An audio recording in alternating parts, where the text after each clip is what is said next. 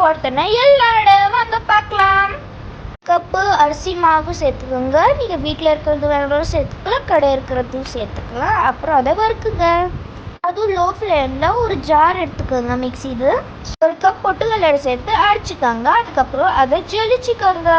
இதோ இந்த மாதிரி தான் சும்மா வேர்க்கடலையும் அதில் சேர்த்து அரைச்சிக்கோங்க. பொட்டுக்கடலை மாவு அதில் போட்டுக்கோங்க, நம்ம அரைச்சி வச்சது. அதுக்கப்புறம் அதில் வேர்க்கடலையும் போட்டுக்கோங்க.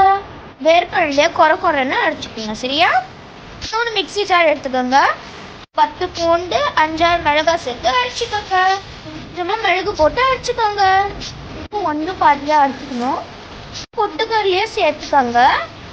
அரைச்ச வேர்க்கடலையும் சேர்த்துக்கோங்க. கொஞ்சமாக பெருங்காயம், தேவையான அளவுக்கு உப்பு சேர்த்துக்கோங்க. அரைச்சி வச்ச மிளகாவை சேர்த்துக்கோங்க. நம்ம கருவேப்பிலை சேர்த்து மிக்ஸ் பண்ணுங்க. இதில் எள்ளு சேர்த்துக்கோங்க. கொஞ்சமாக மிக்ஸ் பண்ணுங்க. எண்ணெய் சூடு பண்ணி அதில் ஊற்றிக்கோங்க. அப்புறம் அதை மிக்ஸ் பண்ணுங்க. இப்போ சூடான தண்ணியை அதில் ஊற்றி நல்லா பிசைஞ்சுக்கோங்க.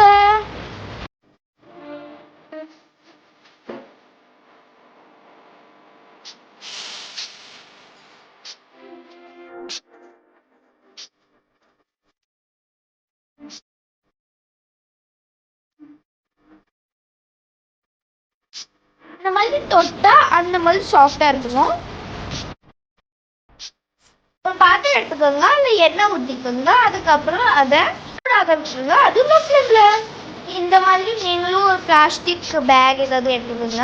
அதுக்கப்புறம் அதை நல்லா ரோல் பண்ணிக்கோங்க. அதில்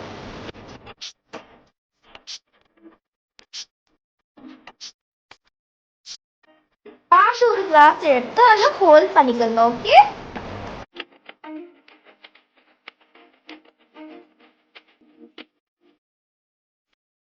இப்போ இது ஒரு தட்டில் ட்ரான்ஸ்ஃபர் பண்ணிக்கலாம். காஞ்ச எண்ணெயில் ஒன்றா அதில் போட்டு ஃப்ரை பண்ணிக்கோங்க. அது 2 பக்கமாக லோ ஃப்ளேமில். இதை இப்போ ஒரு தட்டில் ட்ரான்ஸ்ஃபர் பண்ணிக்கலாம். பாருங்க எவ்வளோ மொறுன்னு வந்திருக்கு. உங்களுக்கு எங்கள் வீடியோ பிடிச்சிருந்தா லைக் பண்ணுங்க, ஷேர் பண்ணுங்க, கமெண்ட் பண்ணுங்க, சப்ஸ்கிரைப் பண்ணுங்க. Bye guys.